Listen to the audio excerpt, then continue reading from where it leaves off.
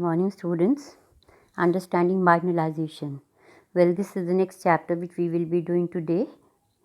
Lesson number 7 of civics. What does it mean to be socially marginalized? Or, in other words, what is the meaning of marginalized? To be marginalized is to be forced to occupy the sides or fringes and thus not be at the center of things. In other words, it means that you are not like most of the people.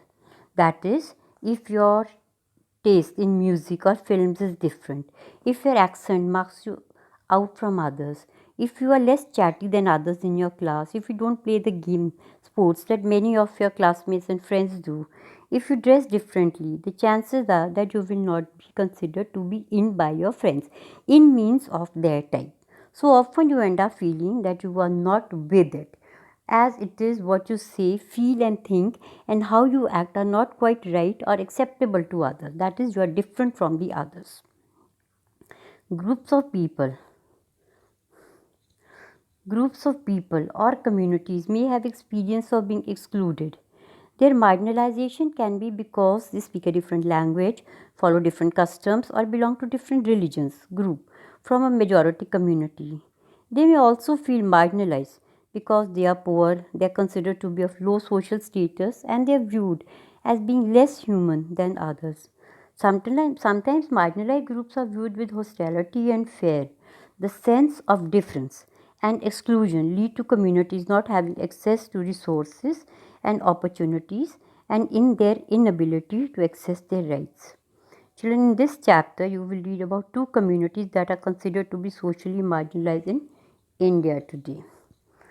Now, children, there is a story given of a tribal family living in New Delhi. If you just look at the comic strip which is given over here, two children, Soma and Helen, are watching the Republic Day parade on TV with their grandfather. During the parade, they see a float of Adivasis, and these Adivasis are dancing. In a very sad tone, Soma asks his grandpa, "Why are Adivasis always shown only dancing?" Their grandfather shares a story about the past, and he tells the kids about his past life. He recalls and tells them that they had lived in the forests of Orissa.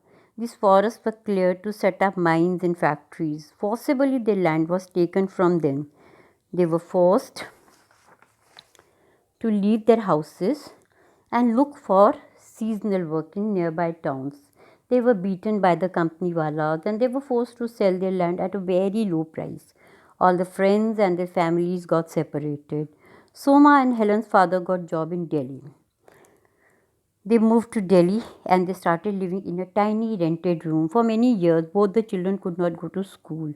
Besides Santhali, that is their language, they did not know any other language. Soma even decided that after he grows up, he will make a movie on this film. From this script, children, we know or we learn that Adivasis were forced to leave their village in Orissa, all, and it totally changed their lifestyle. Now, if you look on this page, children, yes, on this page, there is a question given here: who are Adivasis? Let us learn a little bit more about Adivasis. Now, Adivasis, as the term means original inhabitants. You can see by the side also there is a word given tribals. Tribals are also known as Adivasis.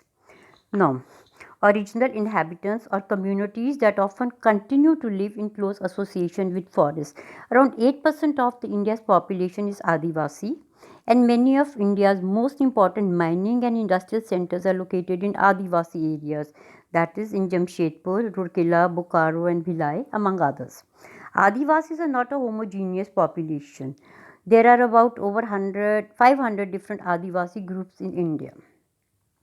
Adivasis particularly live in states like Chhattisgarh, Jharkhand, Madhya Pradesh, Orissa, Gujarat, Maharashtra, Rajasthan, Andhra Pradesh, West Bengal, and in northeastern states of Arunachal Pradesh, Assam, Manipur, Meghalaya, Mizoram, Nagaland, and Tripura. A state like Orissa is a home to more than 60 different tribal groups. Adivasi societies are also most distinctive because there is often very little hierarchy amongst them. Hierarchy means that they are divided into groups or sections according to the power they have. This makes them radically different from communities organized around principles of jati varna or caste as we have it in the Hindus. Now, the next topic is the religion of the Adivasis. Adivasis practice a range of tribal religions and they are very different from Islam, Hinduism, and Christianity. They often involve the worship of ancestors, villages, spirits. That is what they worship. They worship mountain spirits, river spirits, animal spirits, etc. The village spirits are often worshipped as specific sacred groups within the village boundary, while the ancestral ones are usually worshipped at home. Ancestral means their fathers, their grandfathers, and great grandfathers. Additionally, Adivasis have always been influenced by different surrounding religions like the Sakta Buddhist, Vaishnav, Bhakti, and Christianity. See, and at the same time, Adivasi religions themselves have influenced dominant religions of the empire around them. For example, the Jagatnath cult of Orissa and Shakti and Tantric traditions in Bengal and Assam. During the 19th century, substantial number of Adivasis converted to Christianity, which has emerged as a very important religion in modern Adivasi history. Now, in the next paragraph, Adivasis have their own language and most of them radically different from possibly as old as Sanskrit. This means their language, the language spoken by the Adivasis is Santhali and it is as old as Sanskrit, which has often been deeply influenced by the formation of mainstream. Indian languages like Bengali, Santhali has the largest number of speakers and it has a significant body of publication. That is, quite a few magazines are also published in this magazine. Adivasis and stereotyping. Stereotyping means the image presented to us. As soon as we use the word Adivasi, we can visualize it. We can see a picture of an Adivasi. And when we visualize it, what do we see? Yes, we see Adivasi wearing a colorful costume, headgear, and then they are seen dancing. We seem to know very little about the realities of their life. This often wrongly leads to people believing that they are exotic, primitive, backward. Often, Adivasis are blamed for the lack of advancement as they are believed to be resistant to change or to new ideas. Adivasis and development.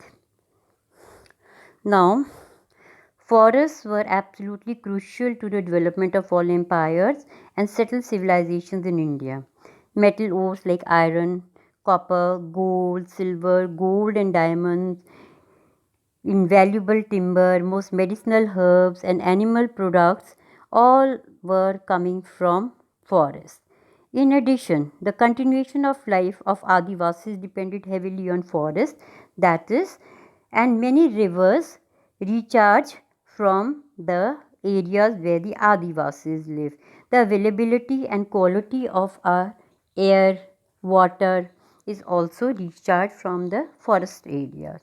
Forests cover the major part of our country till the 19th century and the Adivasis had a deep knowledge of, access to, as well as control over most of the vast tract at least till the middle of the 19th century.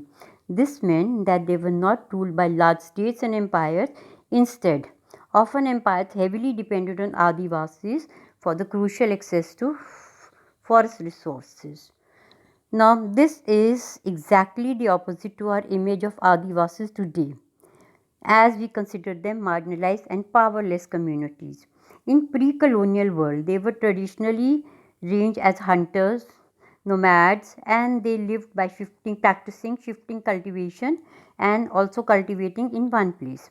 Although these remain Although these remain for 200 years, Adivasis have been increasingly forced through economic change, forest policies, political force applied by the state, and private industry to migrate. And where have they migrated? They have migrated to work in plantations, at construction sites, in industries, and as domestic workers. For the first time in history, they do not control or have my direct to the access to the forest territories where they earlier used to live. Till in the last column or in the last paragraph, you can see Adivasis from Jharkhand and adjoining areas moved in a very large number to various plantations in India and the world. They went abroad to Mauritius, Caribbean, and even Australia. India's tea industry became possible with their labor in Assam. Today, there are around 70 lakh Adivasis in Assam alone. The story of this migration is full of extreme hardship torture, heartbreak, and death. For example, in the 19th century alone, 5 lakh Adivasis had perished in these migrations. We have a beautiful song written at the bottom over here, and this poem tells us about the realities or the problems which have been faced by the Adivasis. On the next page, children, we have the importance of forests for the Adivasis. Forest land has been cleared for timber and to get land for agriculture and industry. Adivasis have also lived in areas that are rich in minerals and other natural resources. These have been taken over for mining and other large industrial projects. Powerful forces have often deceived them to take their tribal land from them. Much of the time, the land is taken away forcibly and procedures are not followed. More than 50% of the persons have been displaced due to mines and mining projects where the tribals used to live. 79% of persons displaced from the states of Andhra Pradesh, Chhattisgarh, Orissa, and Jharkhand are tribals. Huge tracts of the lands have gone under the water and hundreds of dams that have been built in independent India. In the northeast, their lands have been highly militarized and born torn. India has 54 national parks, 372 wildlife sanctuaries covering almost 1 lakh 9,652 square kilometers. These are areas where tribals originally lived, but they were evicted from. When they continue to stay in these forests, they are termed as encroachers. Losing the land and access to forests means that tribals lose their main source of livelihood and food. Having gradually lost to their traditional homelands, many Adivasis have migrated to cities in search of work, where they are employed for very low wages in local industries or at building or construction sites. Children, you can see a picture given at the top of the page. Now, this is a picture of Nyamgiri Hills, and these Nyamgiri Hills are located in Kalahandi district of Orissa. And you can see this area was once inhabited by the Adivasis, but they have been displaced from here. A major company has already been set up over here. You can see mining activity going on over here. In the second paragraph given at the bottom, where I have written important, there is a piece of very interesting information given over here. Adivasis use around 10,000 plant species. Approximately 8,000 species are used for medicinal purposes.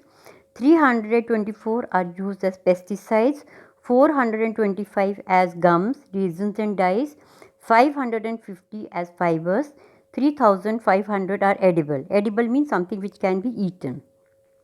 This entire knowledge system gets wiped out when Adivasis lose their right over forest land.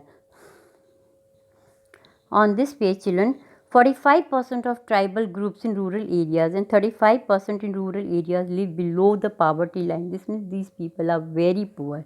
This leads to their deprivation in other areas. Many tribal children are malnourished. Literacy rates among tribals are also very low. When Adivasis are displaced from their lands, they lose much more than their source of income. They lose their traditions, customs, way of living and being. They took our farming land. They left some houses. They took the cremation ground, temple, well, pond. This is what one Adivasi is telling. How will we survive? Yes, everything has been taken over. And how are they going to survive without forests? Children, this is all for today. We will continue with the rest of the chapter tomorrow. Thank you.